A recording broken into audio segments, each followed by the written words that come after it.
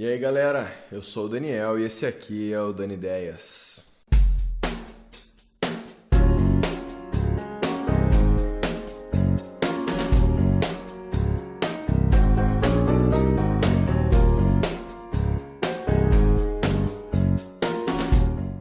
No dia 4 de abril de 2017, 70 pessoas morreram e pelo menos 100 pessoas ficaram hospitalizadas depois que uma série de bombardeios na Síria liberou uma nuvem química com um gás tóxico que atingiu a população civil, principalmente crianças. O episódio é classificado por alguns como um crime de guerra, pelo provável uso do gás sarin como uma arma química. Aí isso me fez pensar, porra, crime de guerra? Mas na guerra não vale tudo, tá todo mundo se matando, como assim crime de guerra? O conceito de crime de guerra ele ganhou destaque principalmente depois da Segunda Guerra Mundial. Mas mesmo antes da Segunda Guerra Mundial já havia uma jurisdição sobre conflitos armados. Essa jurisdição faz parte do direito internacional humanitário. O direito internacional humanitário ele é uma parte do direito internacional que tem o objetivo de proteger as pessoas que não estão envolvidas nos conflitos, por exemplo, a população civil, ou então aquelas pessoas que deixaram de fazer parte do conflito, como os soldados que estão feridos ou então os prisioneiros de guerra. É importante lembrar que esse direito ele só diz respeito a um conflito que já está acontecendo. Ele não tem a intenção de julgar se aquele conflito é justo ou não. A gente até pode buscar a origem desse direito internacional humanitário nos costumes de guerras mais antigos, que eram baseados principalmente nas regras de religião e tudo mais. Mas o desenvolvimento moderno do direito internacional humanitário ele é da década de 1860, principalmente de 1864, quando ocorreu a primeira Convenção de Genebra. A primeira Convenção de Genebra aconteceu em 1864, mas várias outras aconteceram depois. Em geral, as convenções reúnem vários líderes dos estados para pensar questões humanitárias em tempos de guerra. Só para ter um exemplo, a primeira convenção ela acordou como iriam proteger os doentes e feridos que eram das forças armadas que estavam em guerra. A segunda convenção ela incluiu a proteção aos doentes e feridos da guerra no mar. Então na primeira não abarcava essa guerra no mar, agora abarca. E é lógico, esse processo continuou sempre, novas convenções foram abarcando cada vez mais pessoas, procurando proteger o maior número de pessoas possível durante os conflitos armados. A Convenção de Genebra mais marcante foi a de 1949, foi a quarta convenção. Justamente por ser depois da Segunda Guerra Mundial, ela ganhou um espaço muito grande e praticamente todos os países assinaram a convenção. Nela também foi definido o que era ou não crime de guerra. A definição em si ela é ampla, seria violação de direitos humanos durante um conflito armado. Mas é possível listar algumas coisas que são consideradas crimes de guerra. Então, por exemplo, tortura ou tratamento desumano dos prisioneiros de guerras, fazer reféns, utilizar armas químicas, fazer experimentos biológicos nos prisioneiros ou na população civil, forçar a participação de prisioneiros nas tropas de hostilidade, enfim, uma série de atitudes são consideradas crimes de guerra. É importante lembrar que essas definições de crime de guerra elas são muito influenciadas pelo que aconteceu na Segunda Guerra Mundial. Depois da Segunda Guerra Mundial, dois tribunais foram muito importantes que julgaram os crimes dos nazistas e dos japoneses. Foi o Tribunal de Nuremberg e o Tribunal do Extremo Oriente. As práticas que foram julgadas nesses tribunais serviram como um grande exemplo para ser analisado o que seriam crimes de guerra ou não depois, nessa convenção de 1949. Também é importante lembrar que a violação desses crimes de guerra ela é entendido como algo universal e questionável. Não tem como um país falar, mas eu não sabia. Mas Daniel, a gente vê guerra acontecendo e a galera faz o que bem entender e civil tem se ferrado cada vez mais.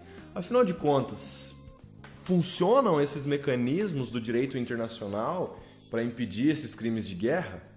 Então, é complicado e existem algumas instituições que forçam, que pressionam para que esses crimes não ocorram e para que os estados respeitem o direito internacional humanitário. Uma das principais organizações nesse sentido é o Comitê Internacional da Cruz Vermelha. Foi inclusive esse comitê que fez com que acontecessem as convenções de Genebra. O comitê se reuniu a primeira vez em 1863, um ano antes da criação da Convenção de Genebra, com o intuito de criar uma sociedade de socorro aos soldados feridos nos conflitos armados. No início, a função da Cruz Vermelha era só de coordenar as operações de socorro aos soldados, mas com o tempo o comitê foi ampliando e agindo em campo mesmo, não só coordenando as ações.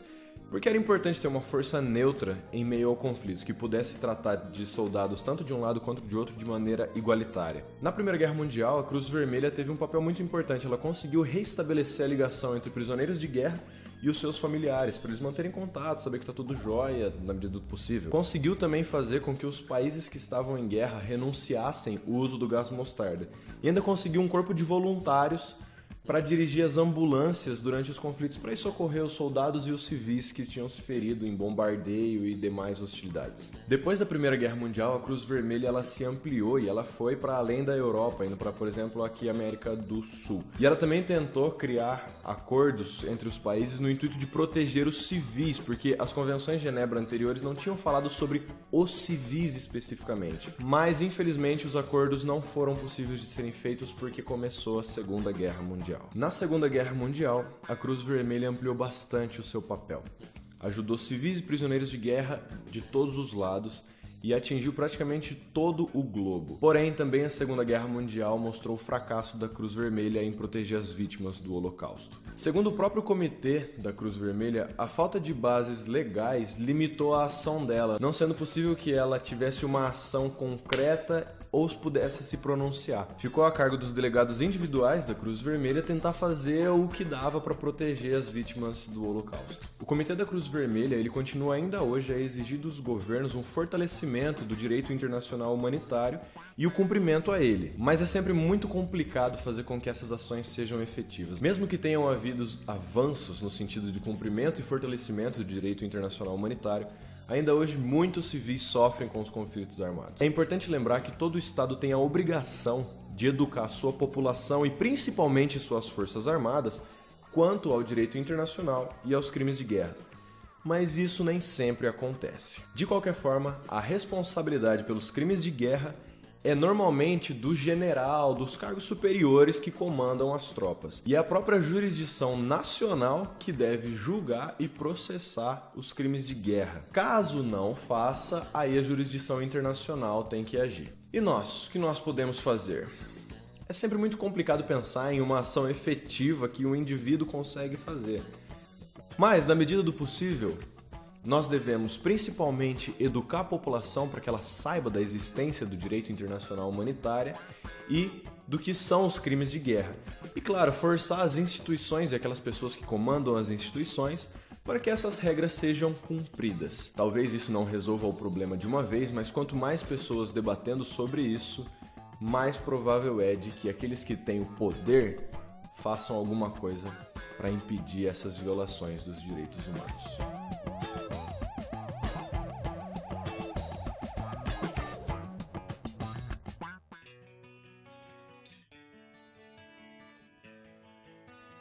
Galera, a gente vê a população civil sofrendo com os conflitos armados várias vezes.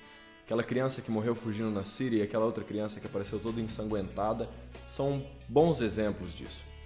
A gente talvez não possa resolver isso de uma maneira absoluta, mas a gente pode continuar o debate.